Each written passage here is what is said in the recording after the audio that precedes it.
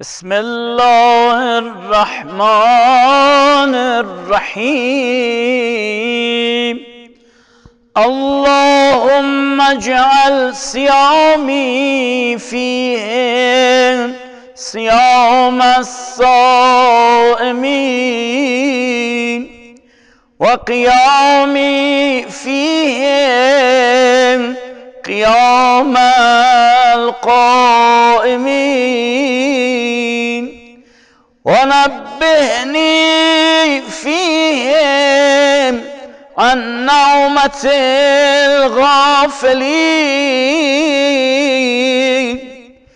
وهب لي جرمي فيهم يا إله العالمين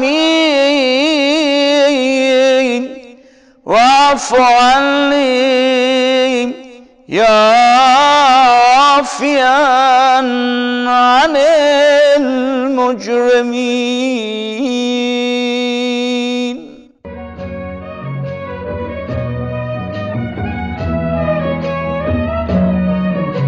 اعوذ باللہ من الشیطان الرجیم بسم اللہ الرحمن الرحیم۔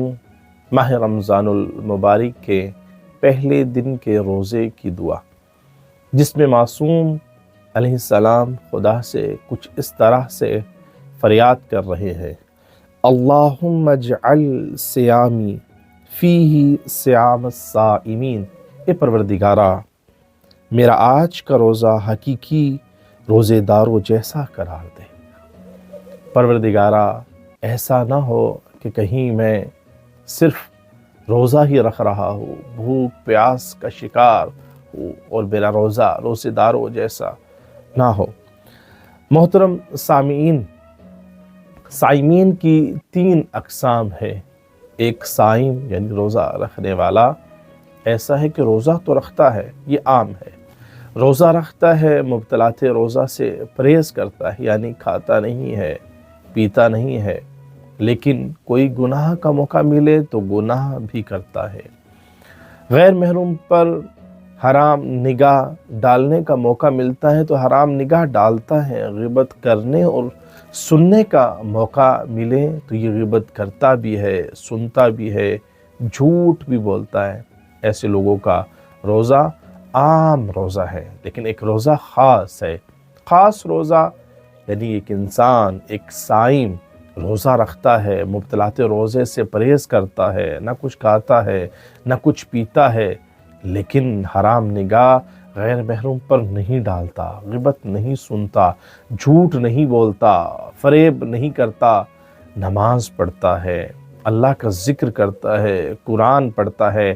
ایسا روزہ خاص ہے، لیکن اس سے بھی بہترین روزہ جو انبیاء کرام کا روزہ ہے، جو ائمہ طاہرین علیہ السلام کا روزہ ہے، جو مطلوب روزہ ہے، وہ خاص الخاص ہے۔ محترم سامعین، یہ خاص الخاص روزہ کیا ہے؟ خاص الخاص روزہ یہ ہے کہ اللہ کے لیے پورا کا پورا دن ایک انسان گزار دیں، اس کے دل میں اللہ کے خیال کے علاوہ کوئی اور خیال نہ آئے۔ وہ نماز پڑھتا ہے اللہ کے لیے، ان صلاتی و نسکی و محیای و مماتی للہ رب العالمین، میری نماز، میری قربانی، میرا مرنا، میرا جینا صرف اللہ کے لیے ہے۔ اس آیت کا مصداق بن جائے، اس کے دل میں اللہ کے سوا کسی اور کا خیال نہ ہو، وہ نماز پڑھے اللہ کے لیے، وہ روزہ رکھے اللہ کے لیے، قرآن پڑھے اللہ کے لیے، نماز جماعت پڑھے اللہ کے لیے، مسجد میں جائے اللہ کے لیے۔ عزیز محترم، اگر وہ کوئی کام کرتا ہے، نوکری کرتا ہے، بزنس کرتا ہے، وہ بھی اللہ کے لیے، یعنی کوئی پورے دن میں کوئی کام ایسا انجام نہیں دیتا جو اللہ کی رضا کی مخالفت کرتا ہو۔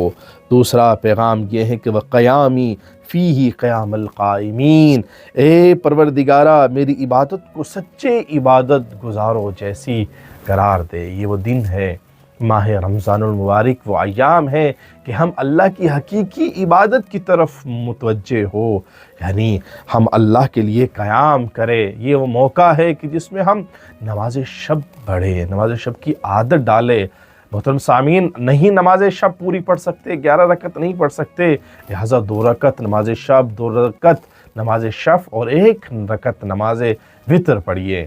یہ موقع ہے کہ ہم سحری میں اٹھتے ہیں، پہلے ہم اتنی جلدی نہیں اٹھتے، عام دنوں میں اتنی جلدی اٹھنے کا موقع نہیں ملتا، لیکن اللہ تعالیٰ نے ہمیں یہ موقع دیا ہے کہ ہم سحر خیز ہوتے ہیں، ہم اس وقت اٹھتے ہیں کہ جب نماز شب کا وقت ہوتا ہے، لہٰذا جلدی سحری کرنے کے بعد آپ نماز شب کا قیام کیجئے، حقیقی عبادت گزارو والی عبادت کیجئے۔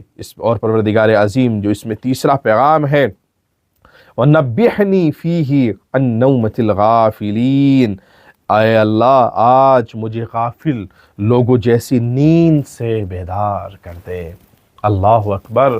کچھ لوگ ایسے بھی ہوتے ہیں کہ اتنے پاکیزہ سعادت مند رحمتوں کے لمحات ایام میں بھی اللہ سے غافل رہتے ہیں۔ یہ کون لوگ ہیں کہ جو اللہ سے غافل رہتے ہیں؟ معصوم دعا کر رہے ہیں، پروردگارہ ہمیں ایسی غفلت سے بیدار کر دے، پروردگارہ ہمیں بیداری عطا فرما۔ اگر ہم غافل تھے تو پروردگارہ اب وہ دن ہے، وہ ایام ہے، وہ لمحے ہے، وہ سعادتوں کے لمحات ہے کہ پروردگارہ ہمیں بیداری عطا کر۔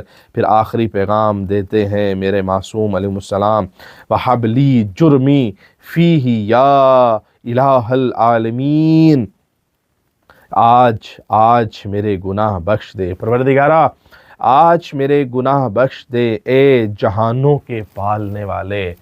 در حقیقت یہ ماہ رمضان المبارک ہے، اگر ان ایام میں بھی پروردگار میرے گناہوں کو معاف نہ کرے گا تو وہ کون سے دن ہو گئے، وہ کون سی گھڑیاں ہوگی کہ جس میں تو میرے گناہوں کو معاف کرے گا۔ پروردگار بس میرے جرم کو، میرے گناہ کو، میری لرزش کو، میری خطا کو پروردگار معاف فرما۔ واعف عنی یا عافیا عن المجرمین، اور مجھ سے درگزر کر اے گناہ گاروں سے درگزر کرنے والے۔